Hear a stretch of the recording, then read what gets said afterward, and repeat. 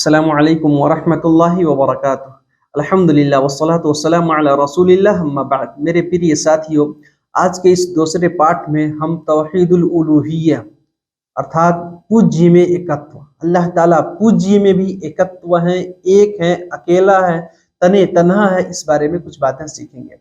तौहीदुल उलूहिय्या का अर्थ ये है कि हर एक प्रकार की इबादत, उपासना, आराधना, भक्ति और पूजा पाठ केवल एक अल्लाह के लिए करना, उसके साथ और किसी को भी सहभागी, साझेदार और पार्टनरशिप न बनाना, किसी को भी। इसी तरह से इबादत के जितनी भी किस्में, जितने भी प्रकार हैं, सब केवल एक अल्लाह के लिए करना। किसी दूसरे की खुशी, प्रसन्नता प्राप्ति के लिए किसी प्रकार की कोई भी इबादत, कोई भी भक्ति, कोई भी पूजा पाठ हरगिज नहीं करना। इबादत का असल हकदार केवल एक अल्लाह है। मेरे भाई, तौहीद के जितने भी भाग हैं उनमें सबसे अहम, सबसे खास, सबसे प्रमुख और सबसे विशेष भाग यही है। अल्लाह का सबसे प्रमुख आदेश यही तौहीद है। इसी वजह से अल्लाह ने संपूर्ण ब्रह्मांड की सृष्टि की है, पूरे विश्व की रचना की है। हमारे जन्म का मूल कारण और मूल उद्देश्य भी यही है। अल्लाह ताला ने फरमाया, वमा खलक़तुल जिन्ना वल इंसा इल्ला लियअबुदून, अर्थात मैंने जिन्नातों और इंसानों को केवल अपनी इबादत के लिए पैदा किया है। इनकी सृष्टि मैंने केवल अपनी इबादत के लिए की है, अल्लाह ताला ने फरमाया। और इसी वजह से अल्लाह ने तमाम रसूलों को भेजा, जो भी संदेष्टा, पैगंबर, रसूल हमारे बीच आए। अल्लाह ने जितने भी ग्रंथ अवतरित किए, आकाशीय पुस्तक जो अल्लाह ने नाजिल किया, उनका भी मूल उद्देश्य यही था कि लोगों को पता चल जाए कि अल्लाह ही इबादत के योग्य है, अल्लाह ही पूज्य और उपास्य योग्य है, उसके अतिरिक्त और कोई भी इबादत का हकदार नहीं है।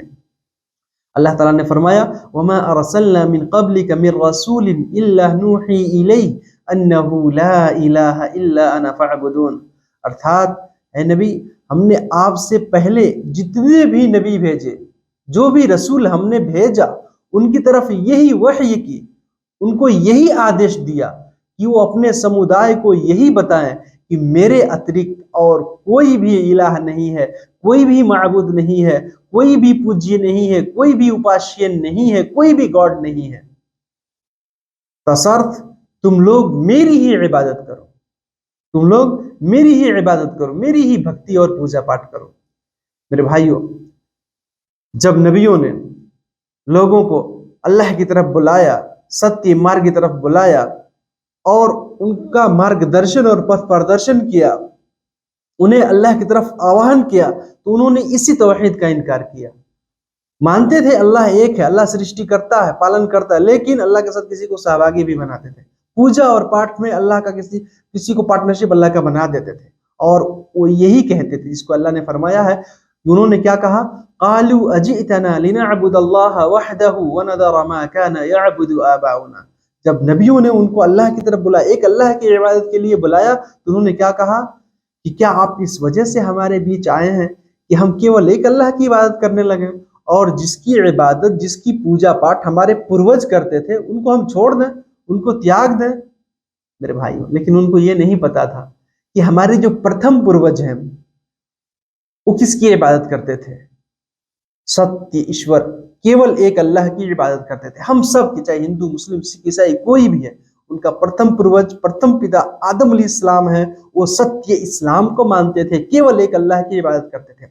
बाद में कुछ लोग आए, उन्होंने अपने स्वार्थ के लिए धर्म में परिवर्तन कर दिया, नया नया रूल और कानून बना लिया, और ये लोग बेवकूफ लोग उन्हीं को अपना पूर्वज मानते हैं। अगर आपको अपना पूर्वज ही देखना है तो प्रथम पूर्वज को देखिए, जो असल स्रोत है, जो असल बुनियाद है, उसको देखिए। मेरे भाइयों, पता चल जाएगा आपको कि शुरू संसार से, जब से अल्लाह ने इस ब्रह्मांड को इसको रचना में लाया, जब से अल्लाह ने इस ब्रह्मांड की सृष्टि की है, तब से सिर्फ एक धर्म, ईश्वर एक, अल्लाह एक, गॉड एक, अल्लाह केवल एक है, और धर्म भी केवल एक है जो सत्य है, और वो यही इस्लाम है। इबादत केवल एक अल्लाह की, अल्लाह के अतिरिक्त किसी की भी इबादत जायज नहीं है, किसी की भी पूजा पाठ जायज नहीं है, चाहे वो देवदूत हो, चाहे इष्टदूत हो, चाहे महान पुरुष हो, चाहे जो भी हो, चाहे उससे जितना भी हो, उनको कहते हैं कि सूरज से फायदा होता है, इस वजह से उसकी पूजा करते हैं। क्यों भाई? सूरज को अल्लाह ने बनाया, बनाने वाले की पूजा करो।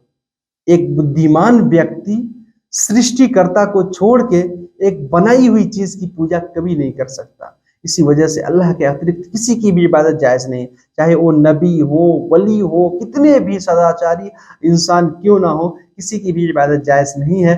पता क्या चला कि इबादत, उपासना, आराधना, भक्ति और पूजा पाठ सिर्फ और सिर्फ हमें एक अल्लाह की करनी चाहिए जो सत्य है, और एक अल्लाह ही की इबादत करें, उसके साथ में किसी को सहभागी और साझेदार ना बनाएं।